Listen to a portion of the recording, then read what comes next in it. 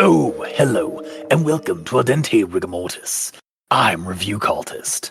I'm Mikey, these 10 for evil. And I'm the gamer in yellow. And we're here to discuss those internet stories, most creepy and most pasta, and be critically silly doing it. And tonight we have Tunda. So, this story, Tunda, is by Shadow Swimmer 77. It is the next installment in the Wicker Saga series that we are covering. You can check it out over at creepypasta.wiki, along with all the other Wicker Saga series stories. And yeah, I suppose we should dive into this one with our initial recommendations. I'm going to recommend it. I'm also going to recommend it. I'm also going to recommend it. How dare you? Wow. I'm sorry, I copied you specifically, Mikey. I'm sorry. Wow, yeah, just roundhouse recommendations. Damn. To the face. Yep. recommend. Like, brah, stop hitting me.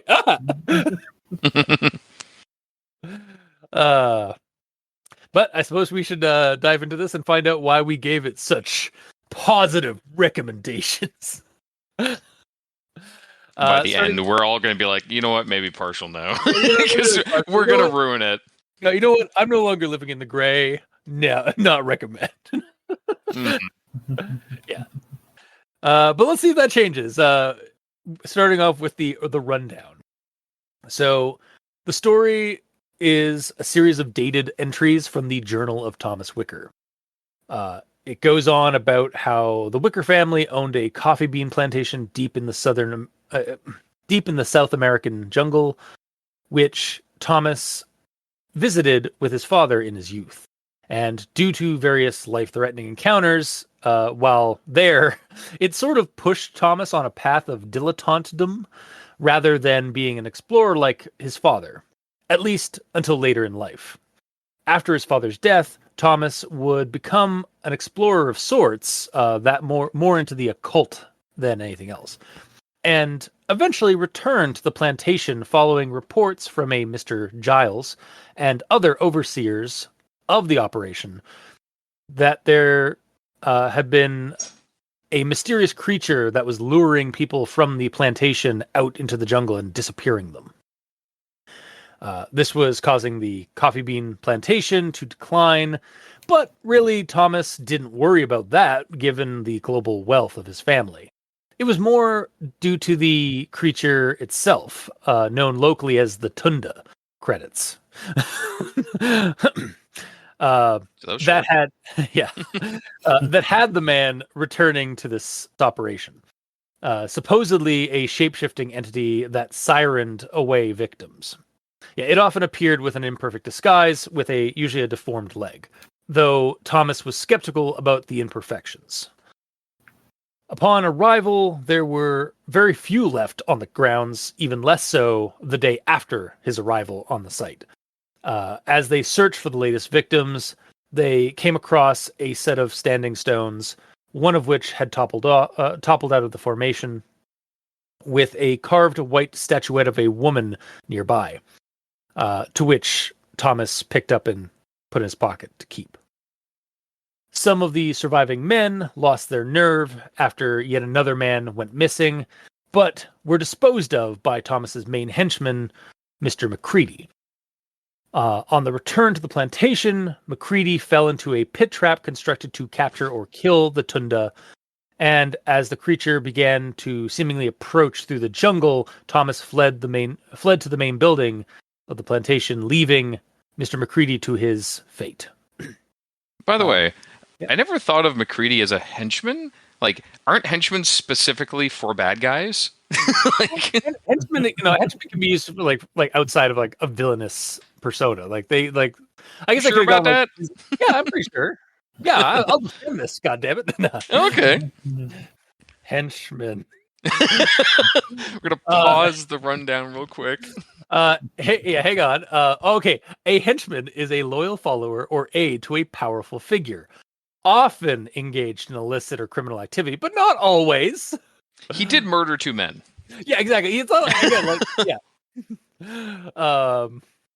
I was also like contemplating when I was writing this this synopsis down that I was gonna like his main man. That was another option. I was like, no, main henchman. Let's really get like what McCready was though. I mean, if you said main man, I also would have questioned you on it, so you were gonna be screwed regardless. God damn it. Yeah, Thomas Wicker is also kind of a villain, anyways. Yeah, right? exactly. Yeah, so it's fine. He's a rich asshole dilettante. So Yeah. like, Dilettante. Fuck. I kind of want to have that as a character now in like some like 1920s like capes and capers game. Like, and that's like the main villain, the dilettante. Wow. Oh he my absolutely God, sounds like amazing. a superhero, yeah. Or What's supervillain, your- rather. And what's their superpower? They're rich. It's evil Batman. Yes. Oh my God. I mean, let's face it. Like, Batman is like Bruce Wayne / Batman are really just a dilettante superhero. Yeah. But I digress. Yeah, please. Back onto the story. On the return to the plantation, so after he gets back into the main building and like basically like blockades it so that like blockades the doors, he plans to flee back to the coastline and civilization. At the gate, as he's preparing to leave, he encounters an injured McCready and Mr. Giles begging for help. Unsure who they said they were and who might be the monster in disguise, since both men are like injured or like so like their limbs they could be faking the imperfection that the creature can't mimic properly. Thomas just decides to murk both of them. Of course. And then and then it's revealed that like no, both men were probably both themselves since they didn't change back into some monster. You don't know that. But yeah, well, he does also say that like, oh, who knows? Like maybe it wouldn't have reverted back. But regardless, he then plots his departure from the plantation, even despite the encroaching entity and the harrowing journey ahead. And that's where the entries end. The rest is left to history in the Wicker Saga, since we know that he comes back to civilization at some point after this trip, and obviously comes back changed by for some reason. But that's in other stories that we have that extra knowledge. Okay, Finn, bye. So yeah, that was the rundown for Tunda. I suppose we should move on to everyone tolerates the Graham Inquisitions at this point. And I have a question for you guys. Did we all categorize our notes, both Grammar Inquisition and Actual Thoughts, by dated entry? Hell yeah. All right. Mikey? Yarp. All right, then I suppose I'll move on. I'll start with my Grammar Inquisition with the first entry from November 3rd, 1910. A famous spendthrift father only secured enough Peruvian bark for the white members of our party. So new words learned today.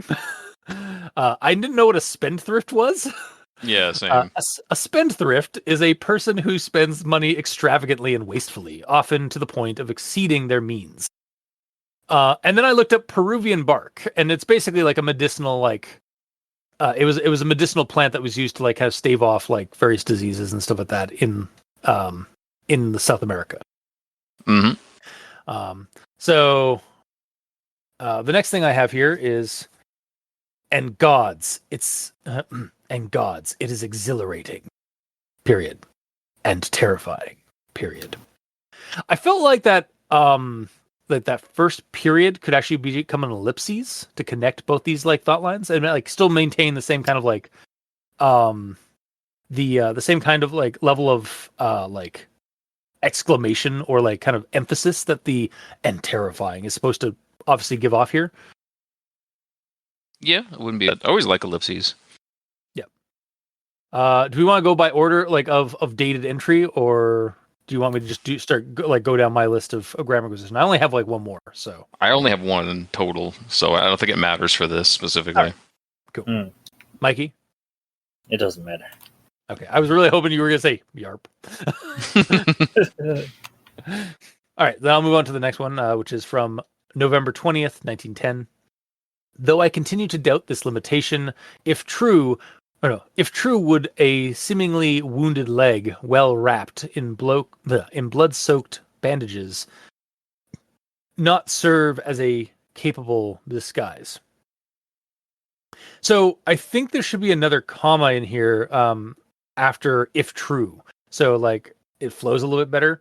Although there is a lot of commas already in this one. Yeah, so maybe it That needs would to be be a like- second sentence. Yeah, maybe I don't know. Though I continued to doubt this limitation.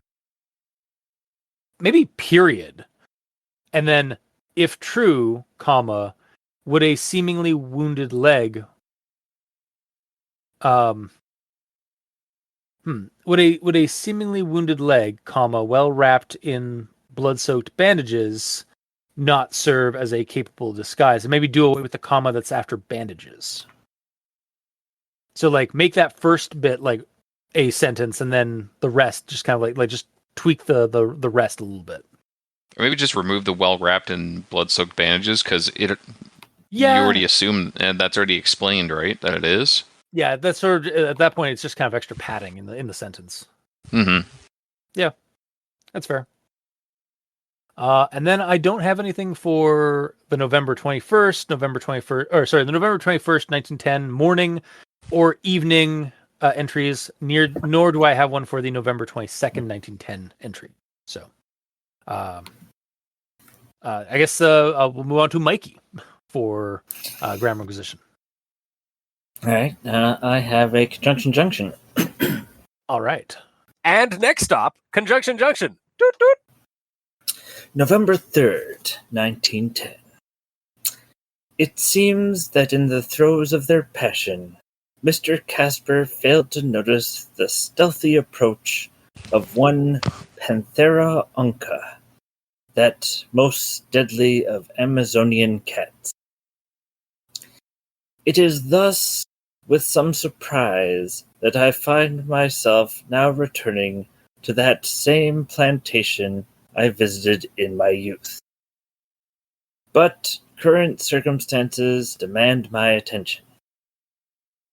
It is due to this enlightened viewpoint, one that allows the existence of the fantastic and occult alongside the otherwise commonplace and mundane, that I am responding personally to the devilry currently afflicting the operation of my Colombian plantation. It was this past June that the first of the disappearances had occurred.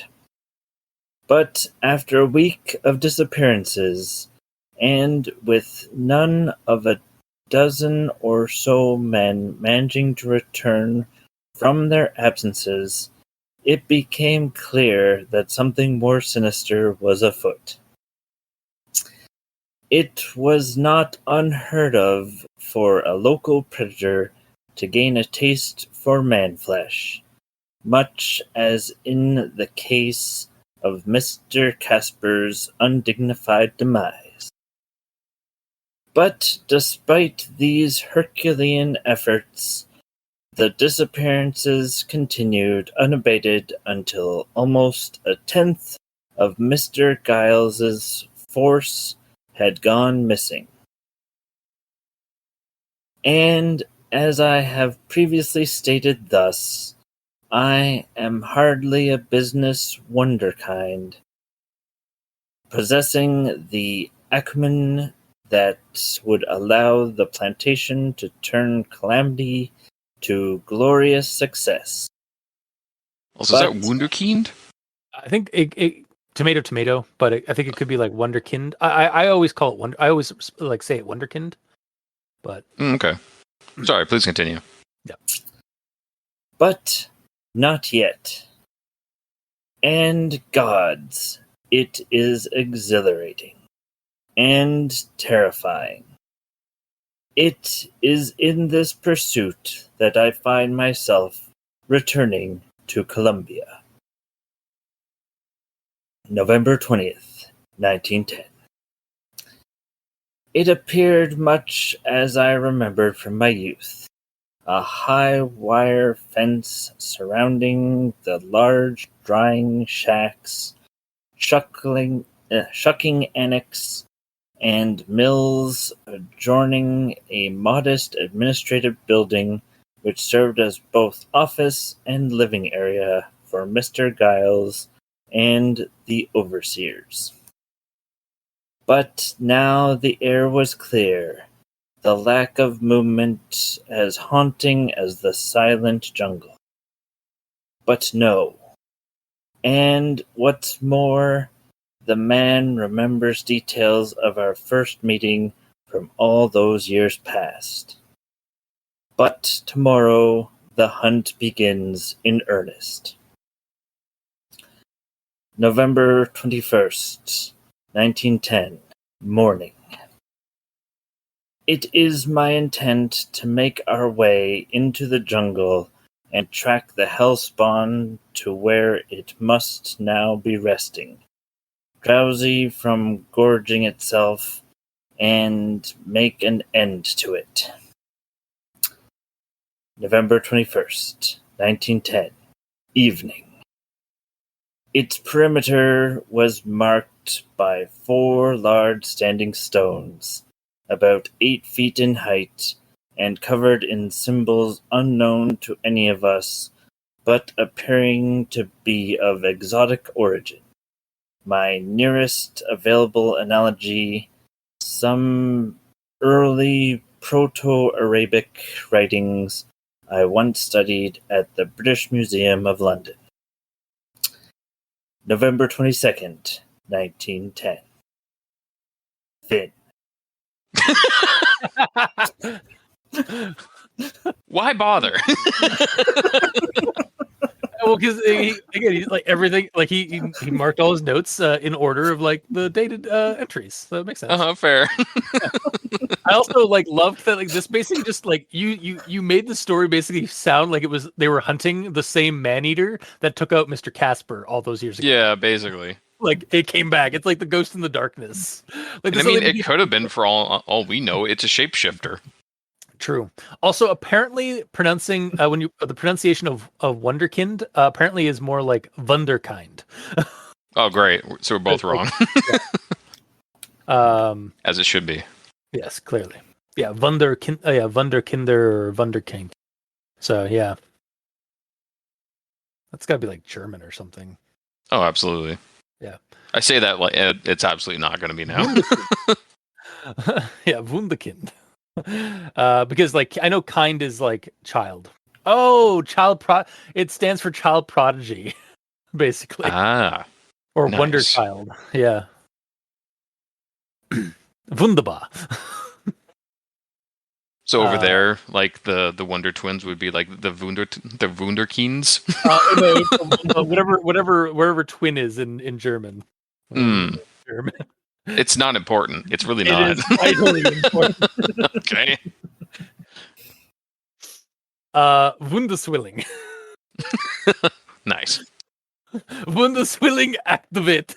I don't think they'd say activate. I think they would also say the German of activate. Activate. Aktivieren. There you go. Wundeswilling aktivieren. Oh, Jesus Christ. All right, moving on. Yeah, please. But Mikey does these things and mentions yeah. Yeah. To highlight all the sentences through the story that start with words that they probably shouldn't, like gets, ends, or buts, because there's generally better words to use, except when it's like dialogue or like a informal journal format. Cough, cough. But it's fine. Yeah. He does it for the lulz most of the time. Mm-hmm. Yes. And without it, we wouldn't get it came at full force. It was a squirrel. Yes. So technically, that was an it story. I mean, they're in the same vein. they're in the same category, basically. Yeah. Bullshit, Mikey. I'm kidding. Jesus. Anyway, moving on to Gamer in Yellow and his Grammar in Yellow.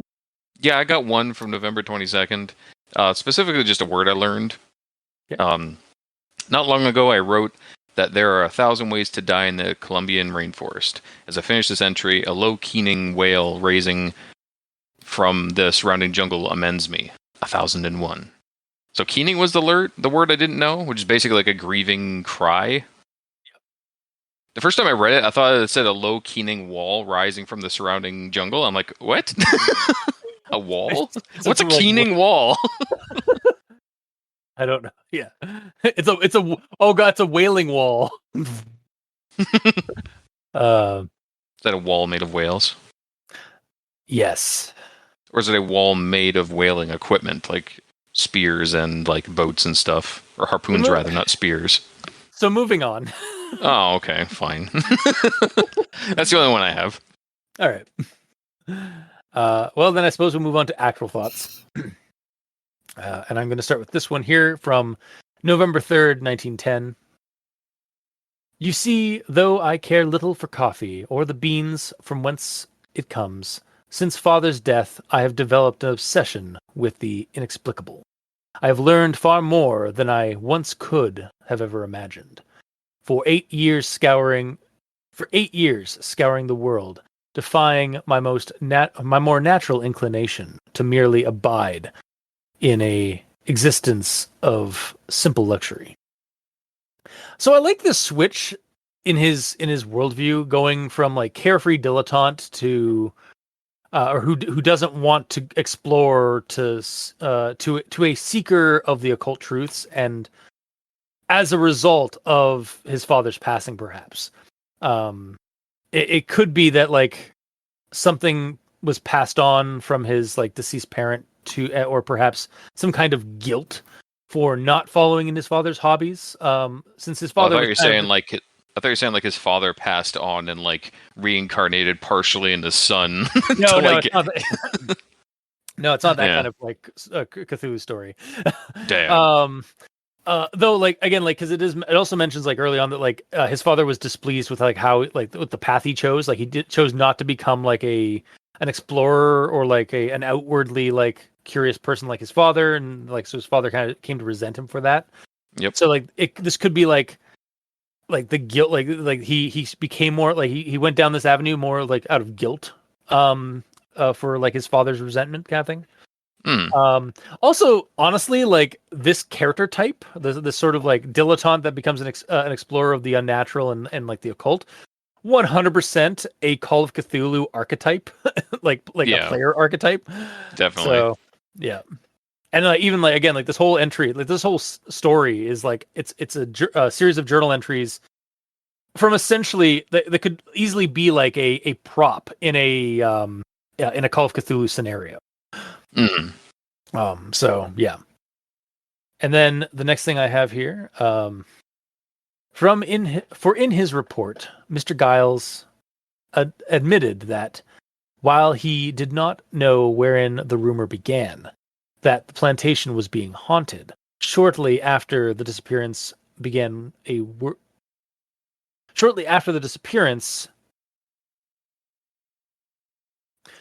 I'm not sure if that needs a comma or not. Anyway, I'll read it. Let's see. So, for in his report, Mr. Giles admitted that, comma, while he did not know wherein the began that the plantation was being haunted, comma, shortly after the disappearances began, comma, I think there should be a comma after the began. A word was on the breath of every man, comma, white or brown, comma, still remaining at the facility. I think that needs to be 2 sentences. There's yeah, way honestly, too many commas, it's and really, you wanted to add another one. Well, because it's definitely like a run-on sentence like that. Like, there's no periods in that. No. Need some breathing space there. Yeah.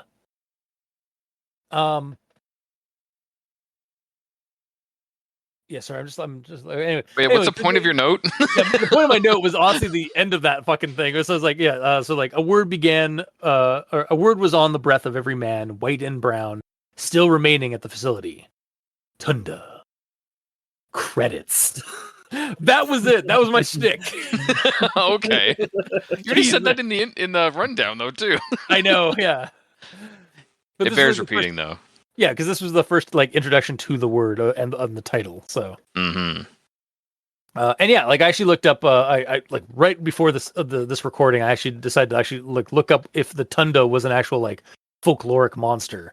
And it is. You can actually you can look up if you type in Tunda folklore, you'll get a wiki article, a very short one that basically describes what this this creature is in the story, like almost word for word. There is mention that like the deformity. Not that there's plagiarism. No. Well, it's a folklore monster, so like I know. I'm joking. But it is also like the deformity that the monster like has in its disguise is a little bit more clarified in the folklore. Apparently, it's supposed to imitate a what the hell was it called? It's a type of wooden utensil that you use to stir hot beverages like chocolate. Apparently, the leg appears in the shape of a Malinillo, basically a turned wooden whisk, used in Latin America. So and it's used to like basically stir up hot chocolate, among other things. It's actually like, and it is a unique utensil. It's very interesting. Yeah, I can pull up an image for you if you want. How's it spelled? An audience. Hang on. Those googling at home. For you, for those of you googling at home, it's Molinillo. A Molinillo. I'm sure I'm mispronouncing that because I'm terrible at pronouncing words. Oh, whoa. Yeah. Okay, that's painted. I thought that was. Oh no, it is actually like cut a whole bunch. Yeah. Like it's not just smooth. Yeah, like, and I guess like I don't know how it's like. Do you like? It's shockingly complicated. Yeah, like do you put it into the cup and then like you like just like use both hands to kind of like have it spin basically? Probably, yeah. Yeah. It's like a manual. I was gonna say blender. It's a manual. I guess it kind of is. Yeah. Yeah. It's basically like a manual blender. But I just thought, it's a very interesting like design. And apparently, like because this is a Latin American or like a South American cryptid or folklore monster. It like they used an object that's from like their everyday to kind of describe like what the leg looks like.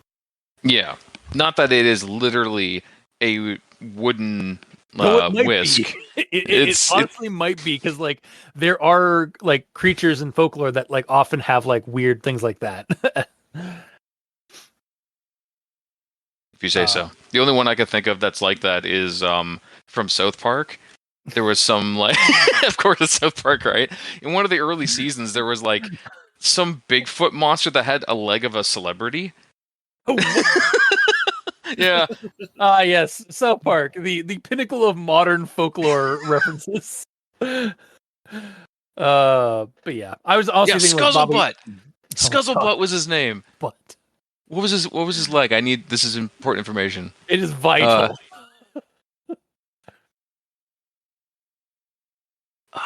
Scuzzlebutt. Patrick Duffy is his leg. Patrick. And he has a celery stick for an arm. And his superpower is that he can like magically make baskets like really quickly. Sorry. It's fine. I'm flabbergasted. I'm the gamer in yellow. Nice to meet you, flabbergasted. I hate you. So I'm gonna move on. Okay, please. So the next thing I have here is from November 20th, 1910. The only souls still manning the plantation were The only souls still manning the plantation were Mr. Giles himself and the half-dozen white overseers with whom he shared the administrative living space. 9 men all told, with the addition of myself and Mr. Macready. As Mr. Giles provided us with this update, I could not help the niggling suspicion that gradually began to worm its way into my mind. My thoughts turned to that one unlikely detail of my research, in which the Tunda is able to transmogrify all but one of its lower limbs. Though I continued to doubt this limitation, if true, would a seemingly wounded leg, well wrapped in blood-soaked bandages, not serve as a capable disguise?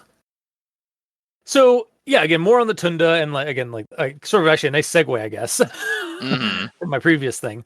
But yeah, like reading this, again, like already getting some like suspicion among the group, and like from our main character here. This feels like this could easily become The Thing meets Predator, like with the paranoia of who can you trust, worrying that the monster might be among them. Yeah. And also but just changing the environment from like the isolation of Antarctica to the isolation of the jungle. And again, also like a monster in the jungle. So, and there's even a Macready in the story, like a Mr. Macready, which Mr. Macready was was the main character, was one of the main characters in The Thing. So I thought, if that's not intentional, like that's amazing. But like honestly, that seems like a nice little nod to like the themes of the story and how they might have been inspired by like things like The Thing and such. So yeah, for sure. But I'll move on to the next thing. So I have nothing for November 21st, November 10th, the morning, but I do have something for November 21st, 1910 for the evening. As the others rested, I made an examination of the clearing wherefore I came upon a small artifact. The likeness of a woman carved from a white compound, perhaps bone, and oddly warm to the touch. Placing the idol in my pocket, I moved to rouse the men and continue our pursuit when I discovered that Mr. Buckwald had vanished. Ah, this must be the point Thomas Wicker met Lilith. Just as an idea, I'm guessing the Tunda is the localized word, or like localized name that was given to Lilith, or to the Lilith entity. Yeah, because that little statue is a little too on the nose. Exactly the same as the previous one from Father's Love. Father's Love, it's mentioned in that one, and it's like the All-Mother statue, which we know is Lilith from the Wicker House series. So, I mean specifically that statue itself was in. Yeah. Yep. And then the next thing here, getting a little critically silly. Hell yeah. By the time he took command of our route and got us back on the proper heading, twilight had fully set in. And that is when the sparkly vampire. So you just said twilight. I'm like, he's gonna do it. He's gonna do it. And then I did it. How dare you? You mad, brah? A little bit. I hate you. Because it's only fair, right? Yeah. Hey, you got South Park and I've got Twilight. I think I win. Yeah. I absolutely win. Jesus. I'll move on to the next thing I have. This is from November 22nd, 1910. I have now traveled my intended route 3 times in my life, and I'm confident I can find my way. So this is like when he's like having to leave on foot back to the coastline and civilization from this plantation. And he's like, I've traveled this like 3 times in my life. I've got this. Yeah. So it's like I'm like reading this and I was like, you may have traveled like this route 3 times in your life. However, the first 2 times you were in your youth, and it's hundreds of miles and at least 10 days on a mule to travel. Yeah, he's done it 3 times over the span of what, like 20 Several- years? Yeah, like as well. a decade or two. Yeah. Yeah. Being generous. That being said, he doesn't have a choice, so No, he doesn't. But and it was only later in life, they decided to become an explorer. And as professed, that was mostly within occult matters. So he's not a full on like he's not trekking. He may not necessarily be trekking through like dense wilderness and jungle to acquire his occult knowledge and stuff like that. He's just a maybe for like the odd thing, but like his odds aren't great here. no, he's more of a bookworm than a woodsman. And honestly, were he not a character from like other stories, like in a greater mythos, that we know he's going to survive this encounter.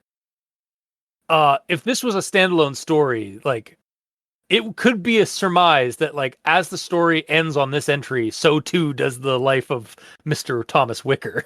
Yes, absolutely. Yeah.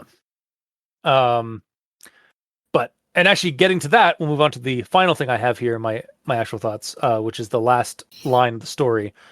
Not long ago, I wrote, there are 1,000 ways to die in the Colombian rainforest. As I finish this entry, a low keening wail rising from the surrounding jungle amends me. 1,001.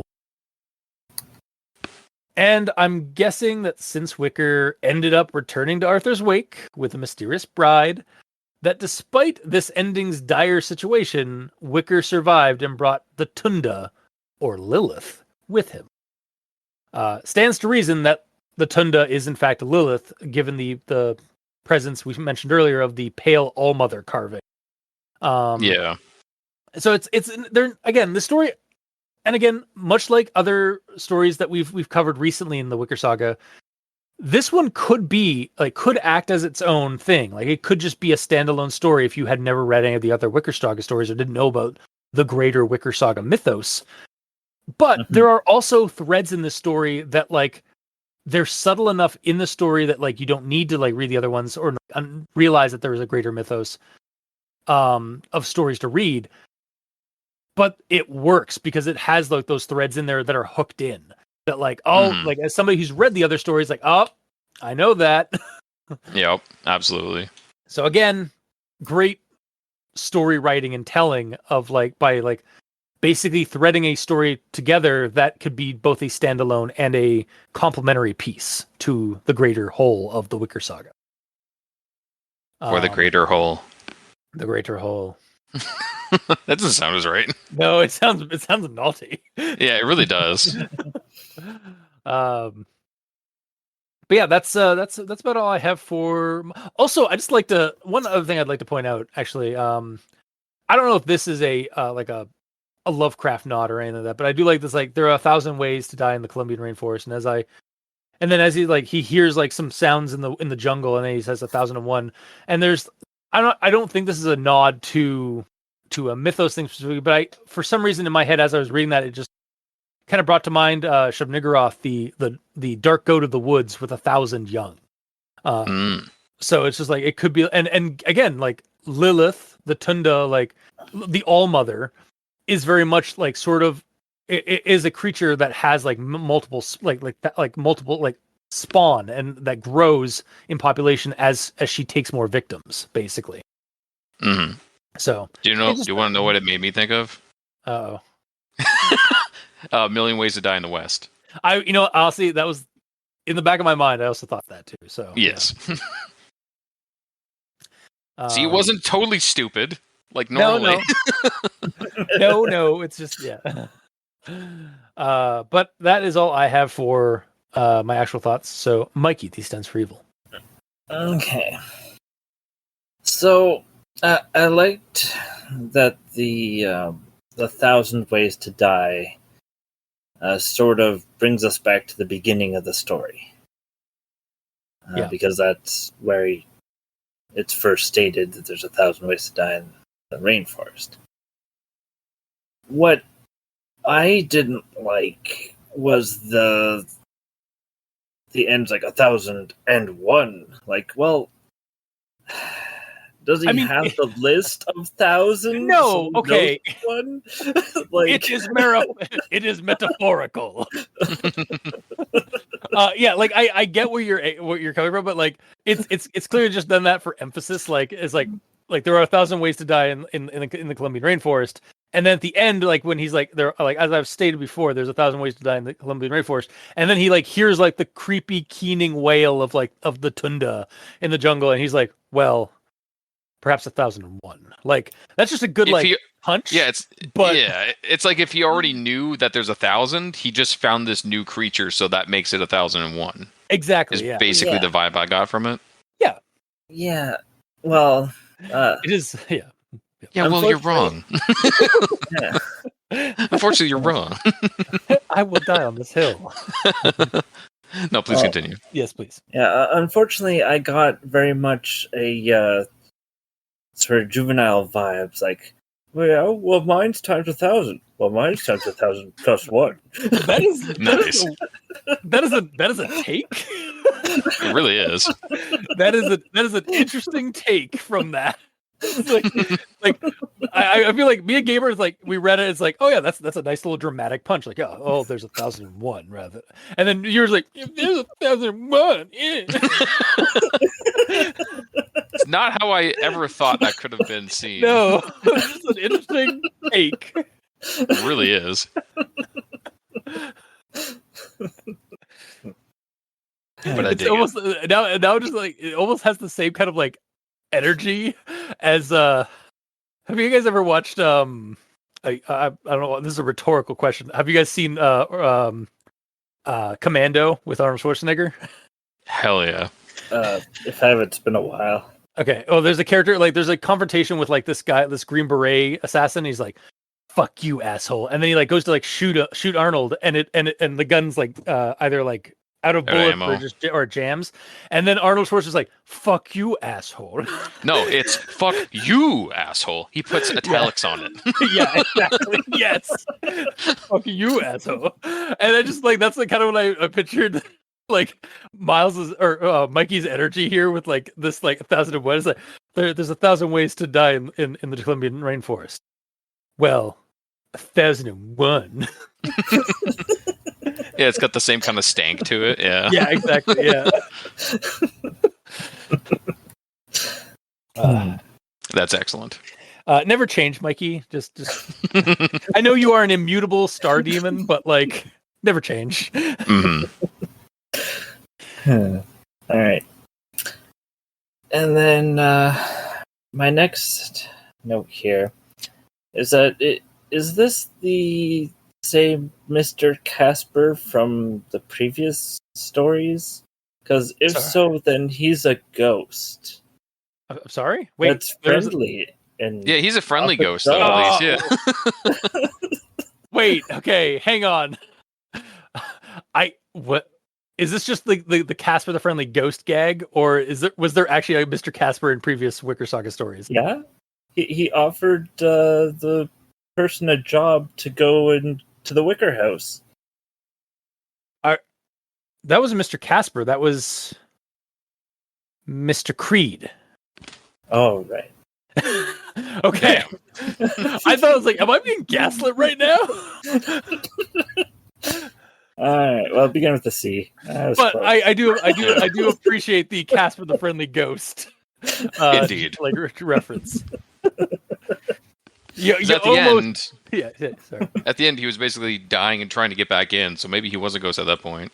Well, no. Again, Casper, that was Mr. Or was McCready Casper and Mr. one of the other guys? Mr. Casper's the guy that died when Mr. Wicker was a youth. Oh yeah, he's the one that like slunk out into the woods with some woman with some village lady, and then got eaten by a jaguar or a panther, which may or may not have been the Tunda. I honestly think that one was just a regular, like that shit happens in the woods. That shit probably happened all the time when people were going into when white barons or like Eurocentric explorers were going into the jungle and not like understanding the wilderness. That was Yeah. probably happening all the fucking time. Like Jaguar's like, free lunch. Oh. Pretty much, yeah. I like that they left his body there because it's like, no, he was an idiot. That is- He doesn't get a yeah. proper burial.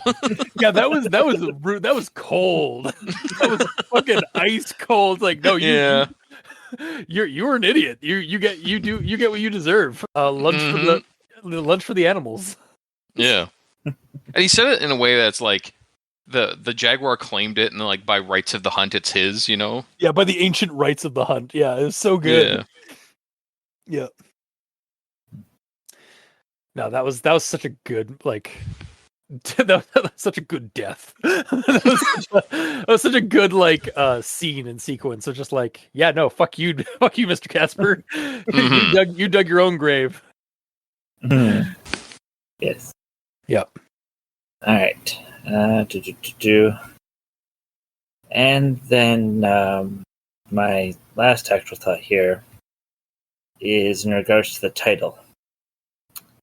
So, going into this without knowing what a Tunda is, I thought, Tunda, bring the Tunda, lightning and the Tunda. Wow, excellent. Okay, that's not what I was expecting, but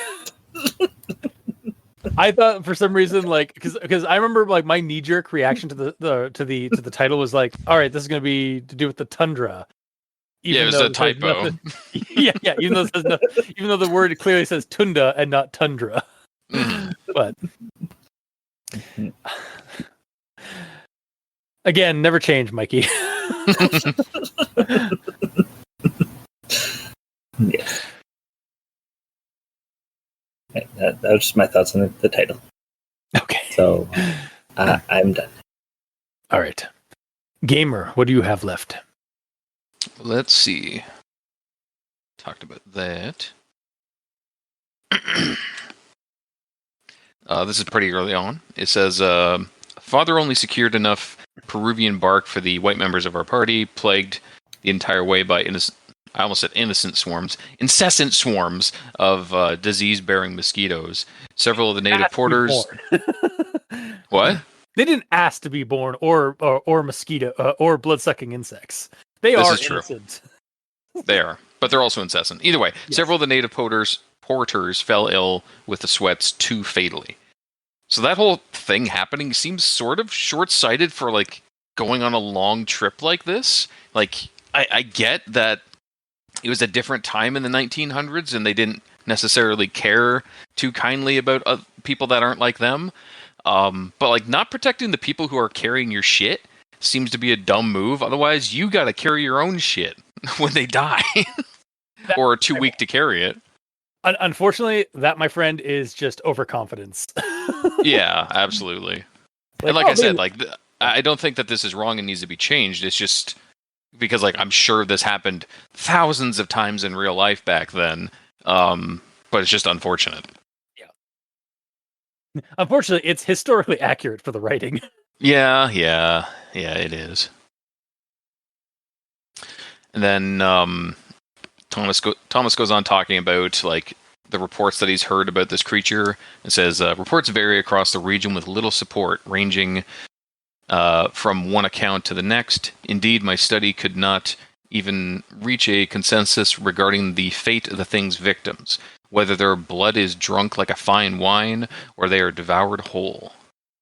So reading that, I felt it was kind of a bit of an assumption to jump to, because like as far as we know at this point, no one has found any of the bodies. And even with my future knowledge of reading the whole thing, no one has found the bodies, like ever. I guess maybe the two that came back, but that was potentially bait and not the actual like killed bodies. So like the devoured whole part holds water, because they can't find them, so maybe the creature just eats them. But the whole body draining and like drinking them like wine seems like it's a bit of a shot in the dark. But that's what he's kind of doing. He's wondering what's going on and what this creature does and doesn't do, I suppose.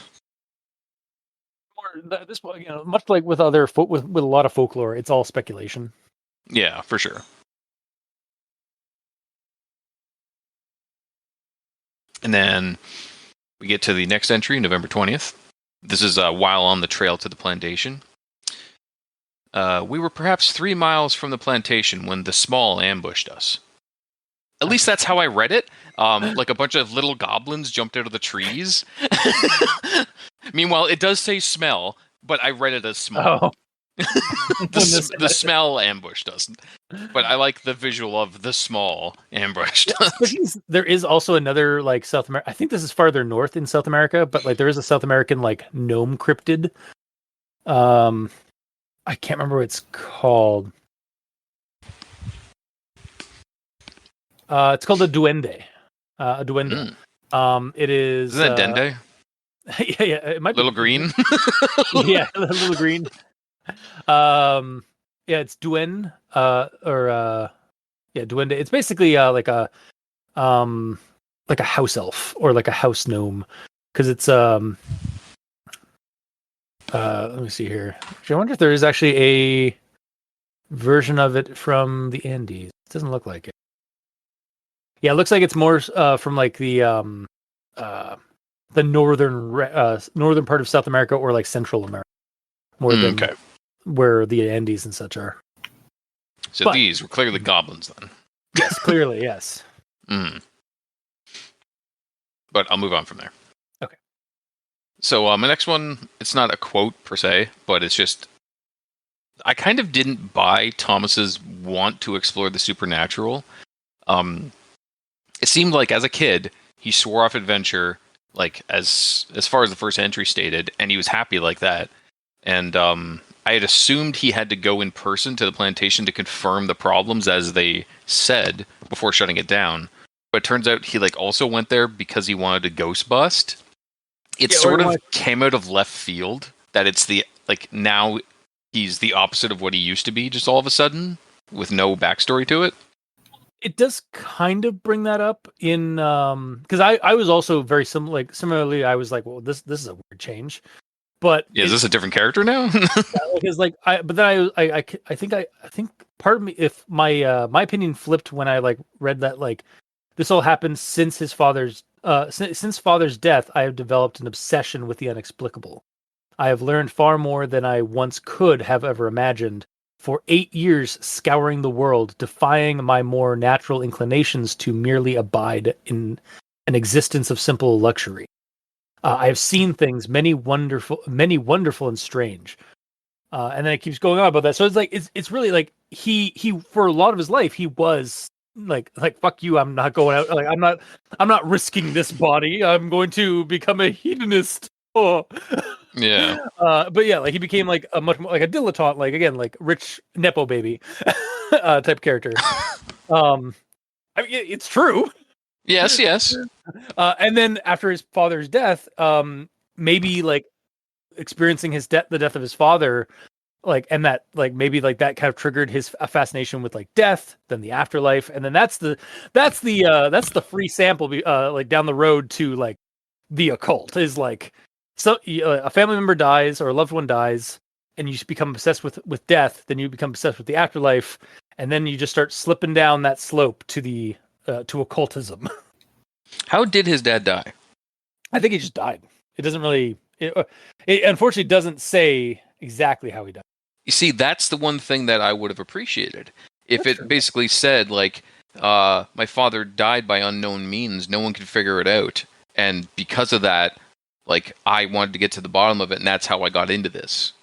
Like, that would make it make more sense. Yeah, if there was some, like, if the death was either mysterious or, like, dramatic. Like, or even sudden. Because, like, again, that's the thing about, like, when a loved one suddenly dies, you become obsessed with death. And then, again, spiral. Spiral to the occult. But yeah, like, either a mysterious or sudden death, like, explanation would also kind of help build up this like this turn that Thomas has. Yeah.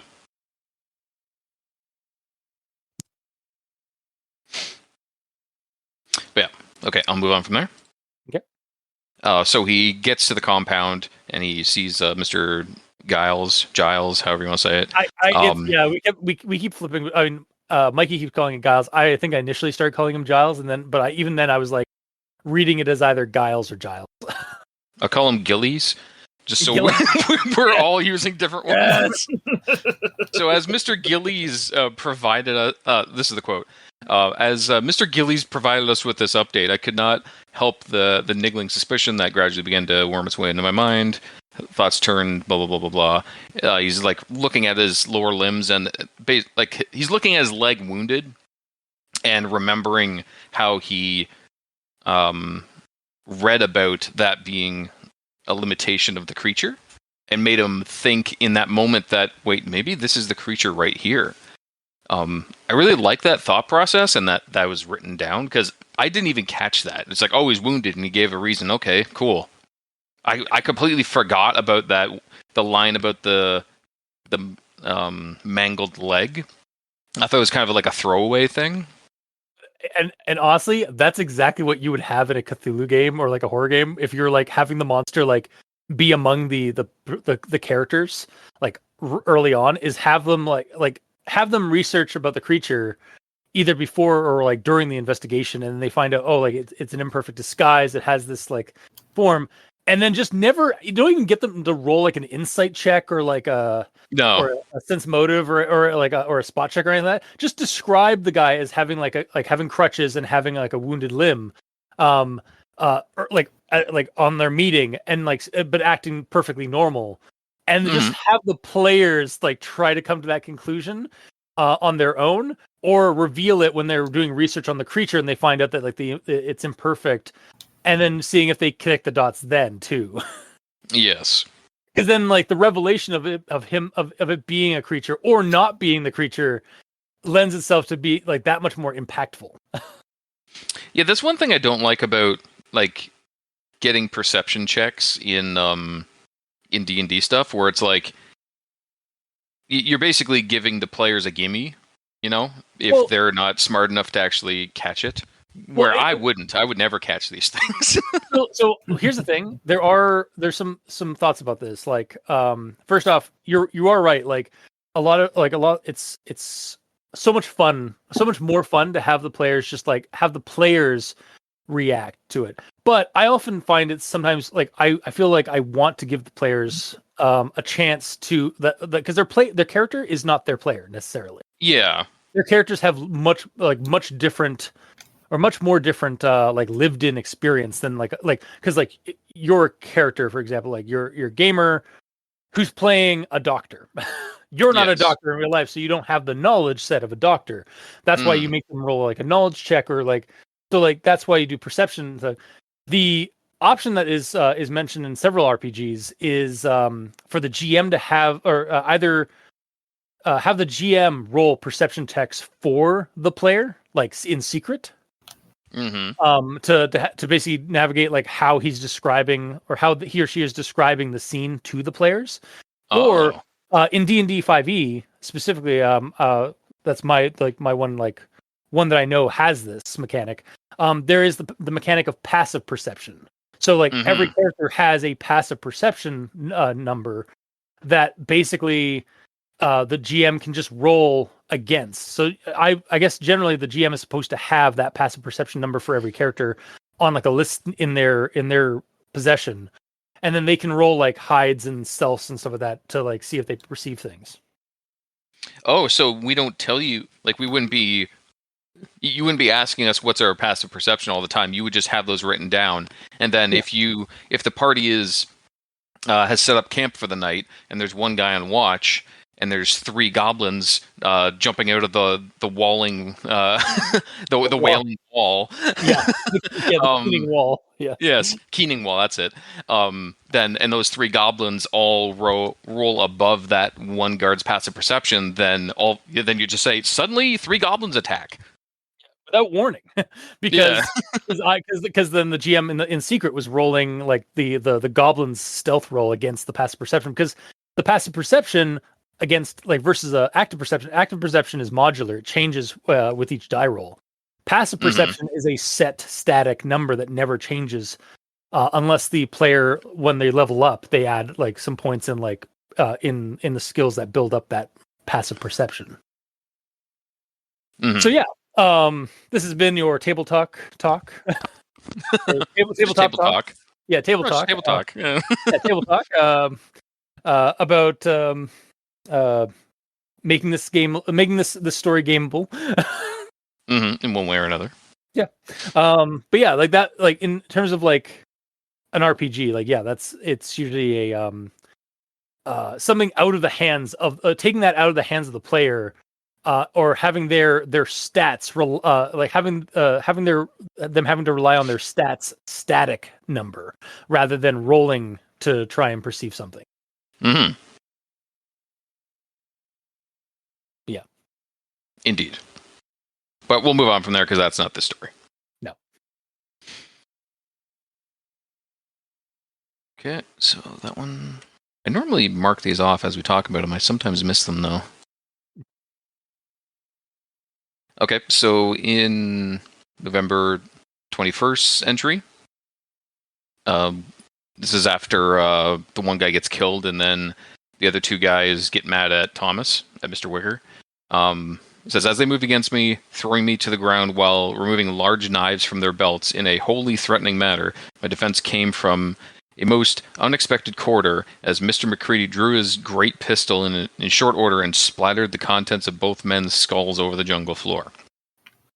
So, felt a bit sudden having that happen, like, to jump to murder immediately. Like, they did pull knives on Thomas, and, like, he is their benefactor and such, so I understand why, like, you would want to protect him immediately. But getting out of there with 2 people is a lot harder than getting out of there with 4. Like, maybe they were actively going for attacks, and that's why he quick-drawed them.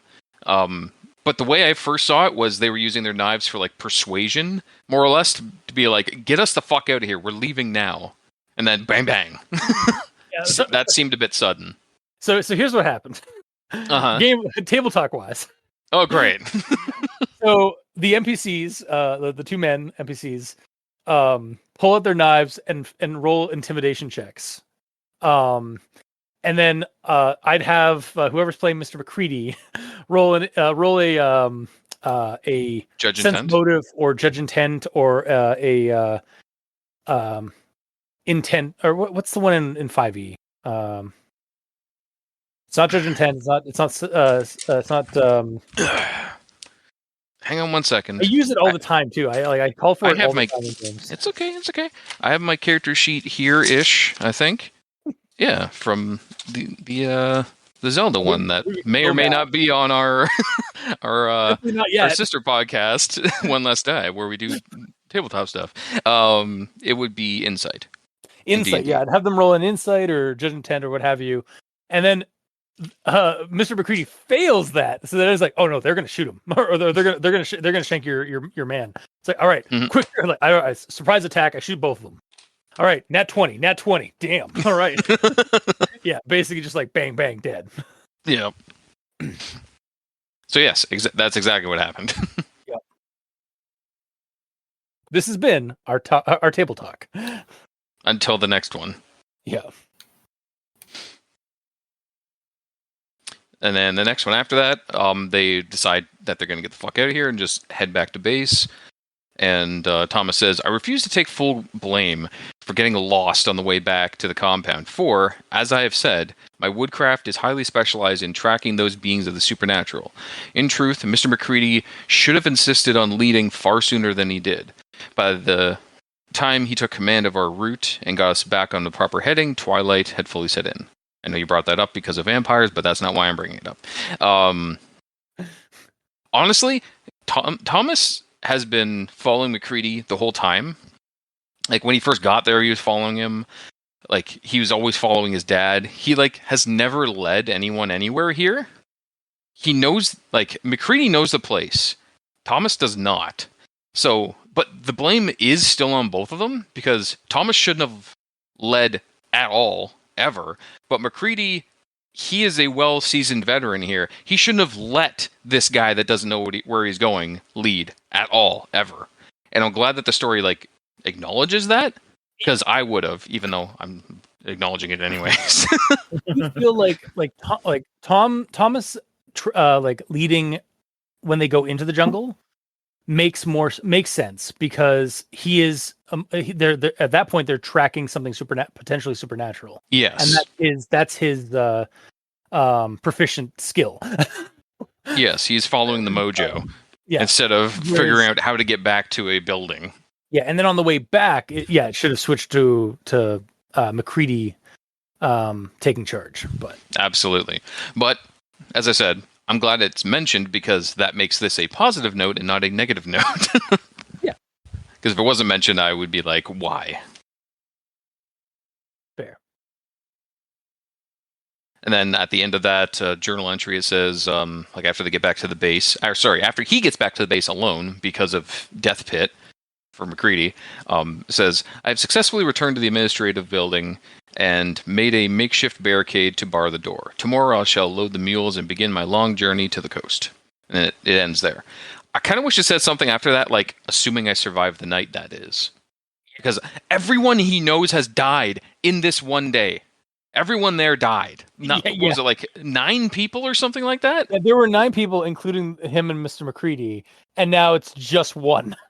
Yeah, one of them was taken in the night, so he woke up and there was 8, and then through that day, 7 of them were gone. Yeah.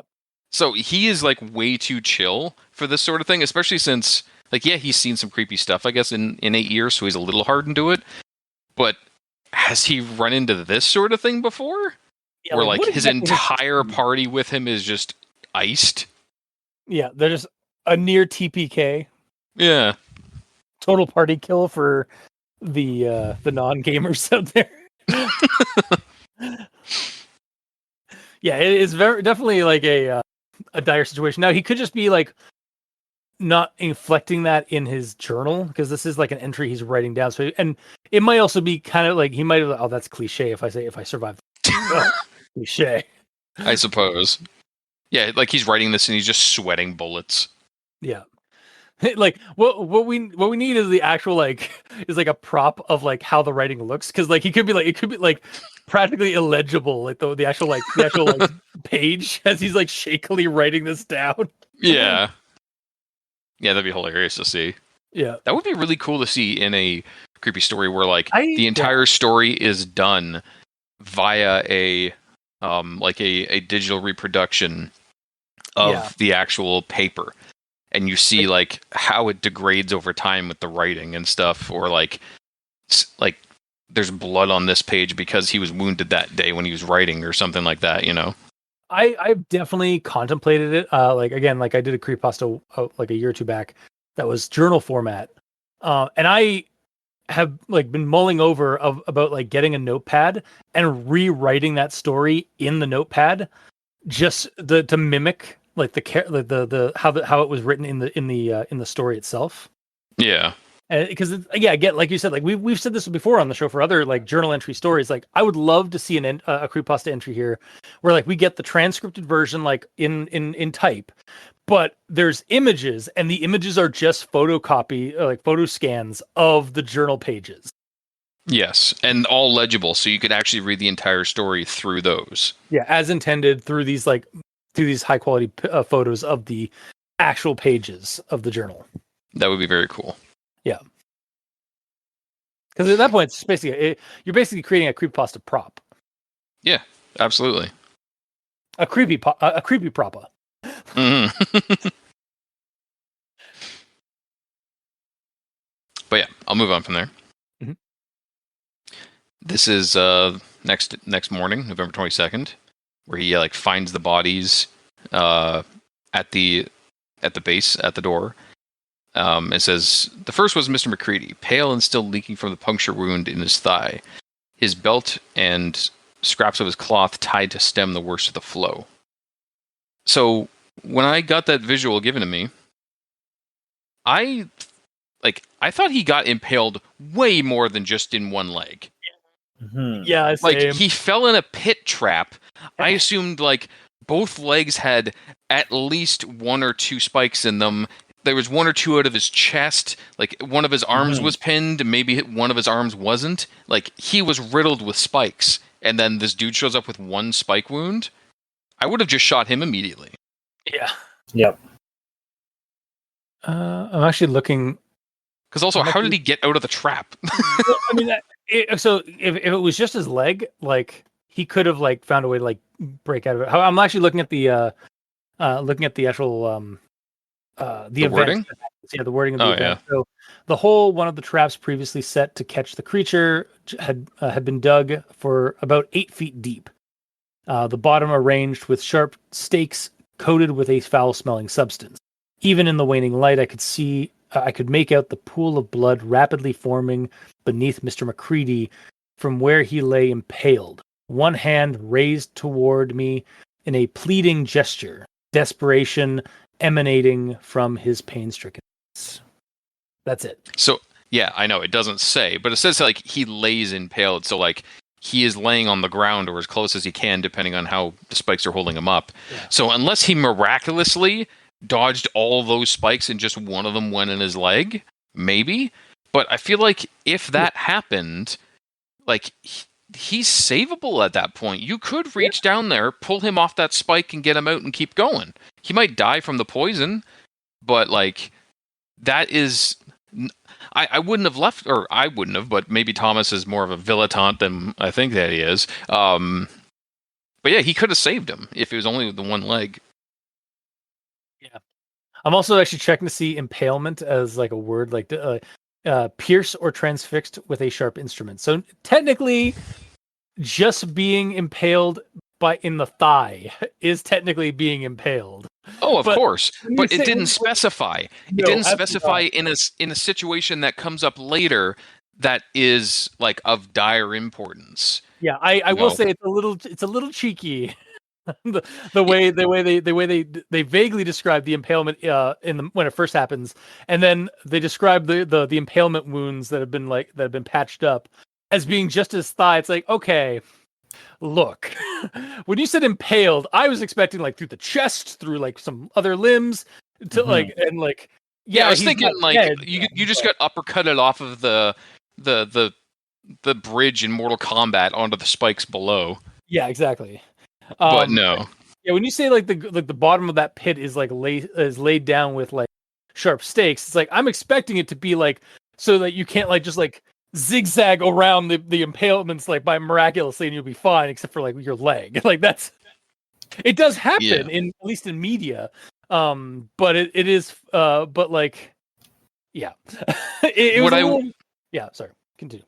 Yeah, but basically what I'm saying, what you're saying too is this is an important scene, especially since what happens at the end where he has to decide which to shoot. Like that is a big scene that happens for him where he's like deciding to murder a couple of men. So I think the actual pitfall needs more explanation. Like he fell in the pit. Miraculously, he only got punctured in one of his legs. And he's laying there reaching up to me for me to save him, but I heard sounds in the forest and I couldn't be bothered, so I continued on. Like if it said that, great. You've explained it perfectly. He got stabbed once, you could have got him out, but you fucked off. Great. And then when he comes back later, it's buyable.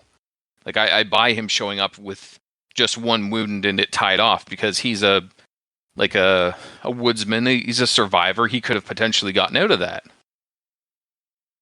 But the way it is with how vague that drop is, he just didn't sell it to me.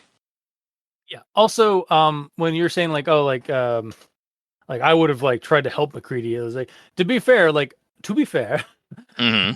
after like as he's looking down at Mr. McCready, he does hear like something coming toward them in the underbrush.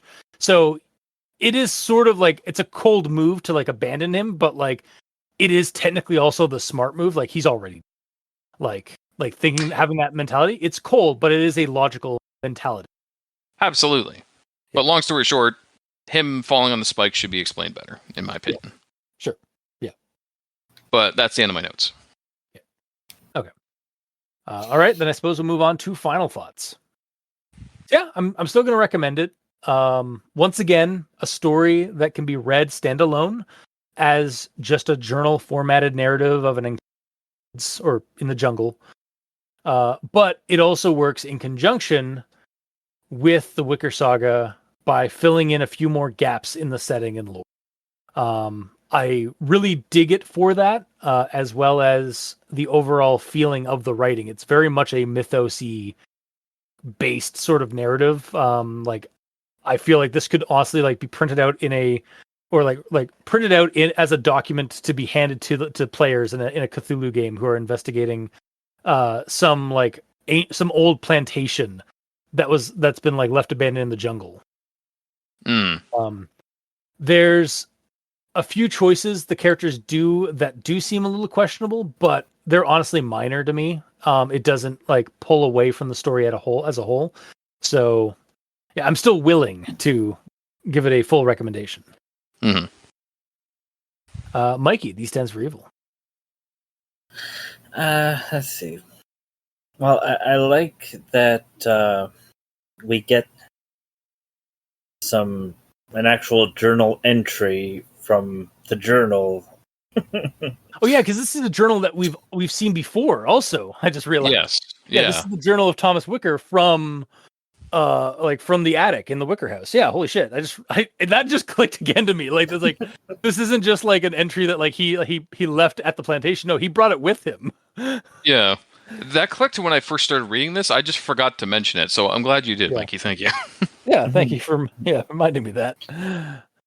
Yeah, so I like that we get that, and because it is a journal, you can't really fault a lot of the grammar, because I mean it's supposed to be a journal, and writing down means a lot of run-on sentences.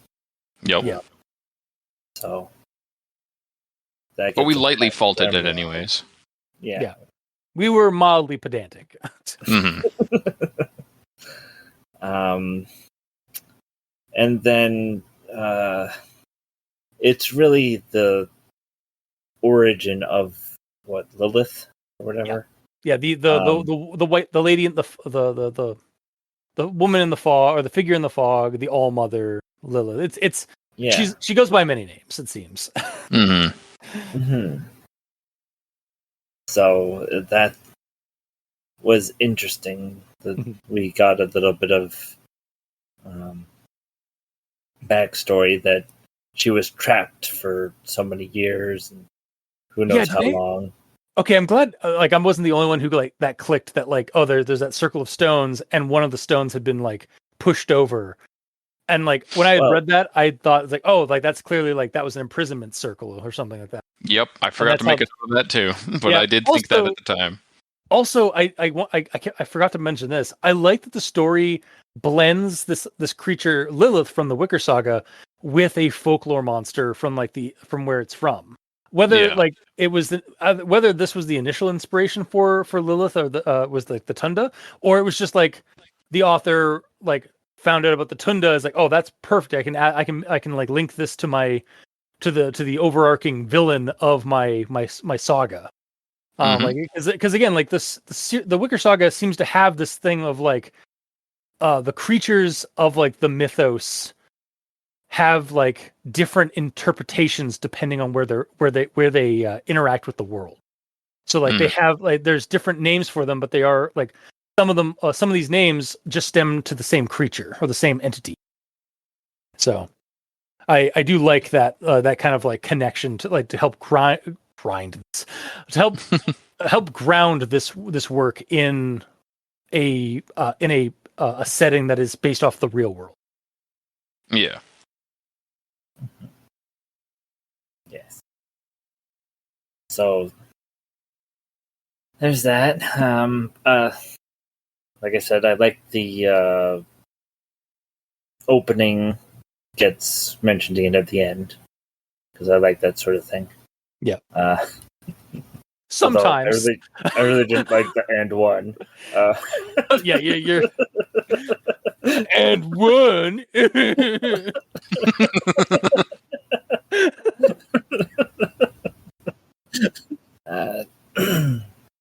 So that being said, I'm still going to recommend this. All right. Gamer. Well, after realizing how much that the pitfall scene pissed me off, it really needs to be explained more.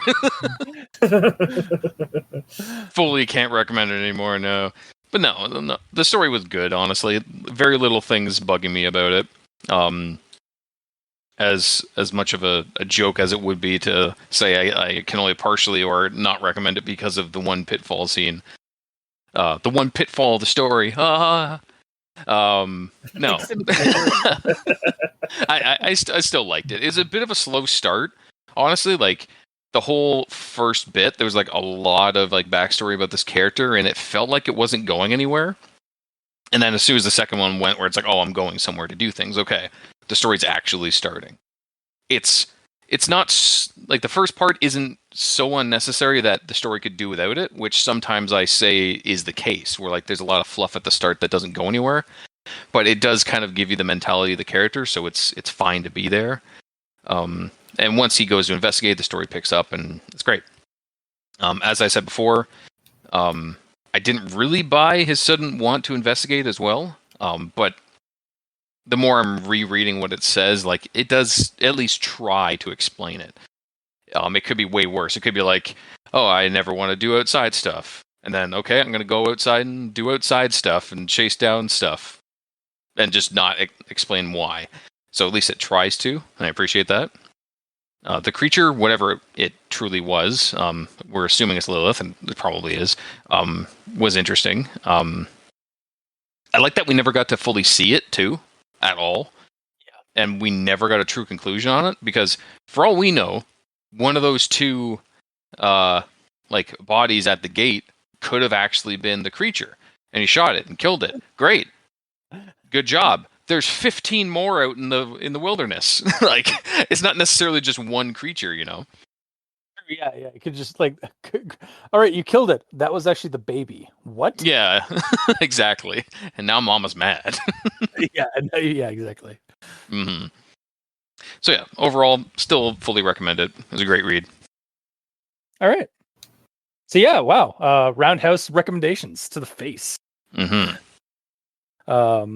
To the deformed leg. Yeah. Well, exactly. Oh, what is red markets? Just always the leg. God, the leg so many leg shots in red markets. Yeah. Man, also, God, this has been such a tabletop heavy episode. Oddly, yeah. But yeah, that'll do it for this week's episode.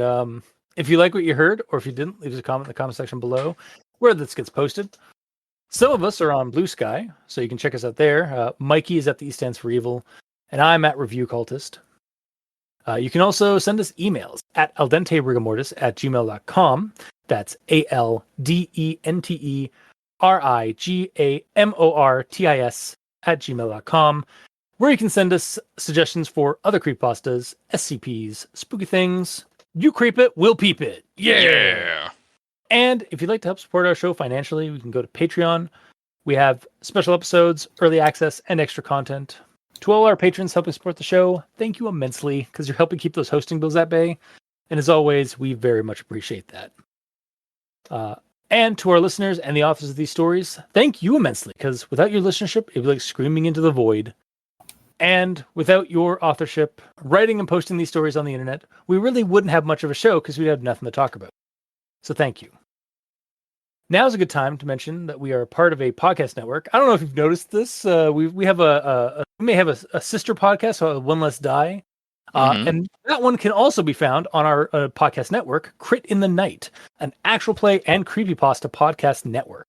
We're there alongside One Less Die and our cousin podcast, The Role Playing Exchange. Just a whole bunch of like tabletop stuff and creepy shit. But in the good creepy shit, not like the weird. Anyway. Yeah, you should preface that. And horror-related content. Yes. Horror-related content and tabletop together. Mm-hmm. Like magic and science. Yes. For things that go crit in the night. Until next time, I have been your host, Review Cultist. I'm Mikey, the East End for Evil. And I'm the gamer in yellow. And this has been Al Dente Rigamortis. Sleep well.